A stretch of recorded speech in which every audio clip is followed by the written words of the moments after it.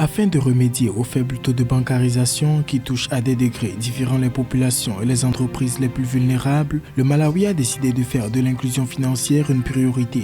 Cette décision s'est concrétisée notamment par le partenariat global pour l'inclusion financière et la promotion de stratégies nationales ou régionales d'inclusion financière.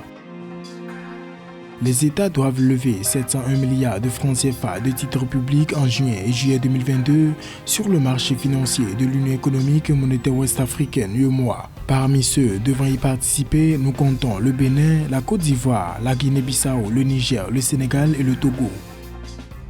La Fédération nationale des groupements de producteurs de coton détient désormais 25% du capital dans la nouvelle configuration de la nouvelle société cotonnière du Togo, NSCT. L'information a été rendue publique lors de l'Assemblée générale ordinaire de la Fédération tenue la semaine dernière à Lomé.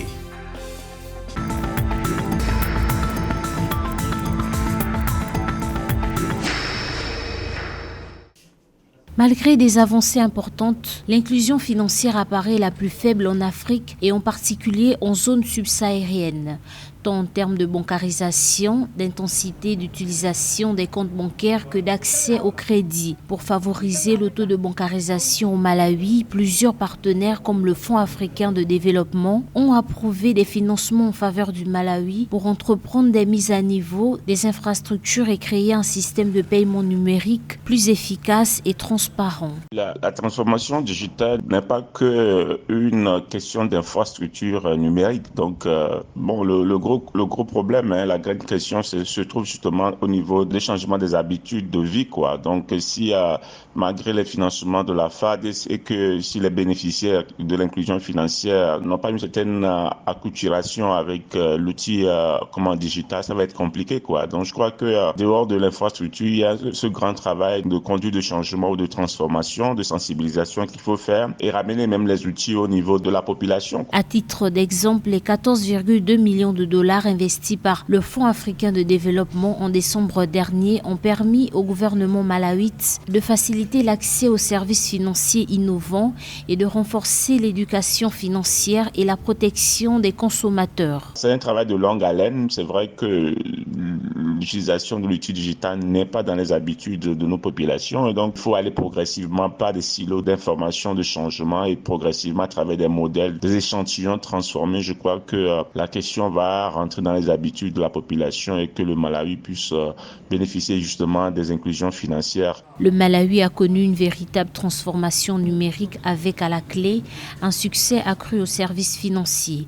D'après la Banque africaine de développement, le taux d'inclusion financière du Malawi devrait passer de 58% en 2019 à environ 65% en 2025. La contribution du secteur de TIC au PIB devrait également passer de 5,7% à 7% au cours de la même période.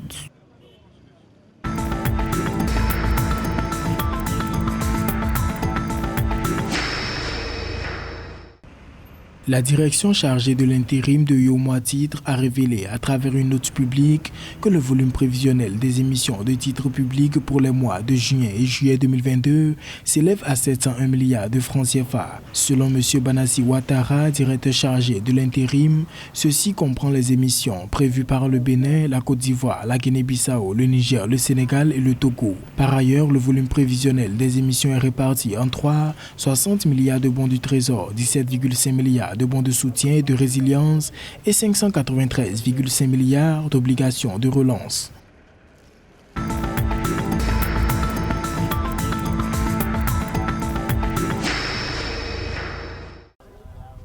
Au Togo, les cotonculteurs détiennent désormais 25% des parts de la nouvelle société cotonnière du Togo.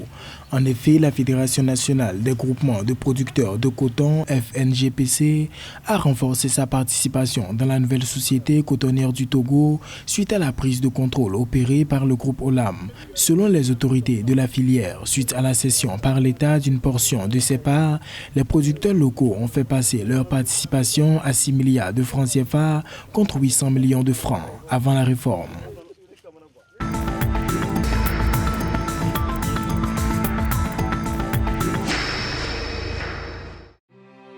En vue de renforcer l'inclusion financière et de soutenir la croissance économique au Sénégal et en Côte d'Ivoire, la Société financière internationale a annoncé une signature d'accord d'investissement de 90 millions d'euros, soit 58 946 millions de francs CFA dans Wave Mobile Money Sénégal et Côte d'Ivoire. L'enveloppe financière aidera la structure à développer ses activités dans ces deux pays tout en élargissant son offre de produits ainsi que sa clientèle.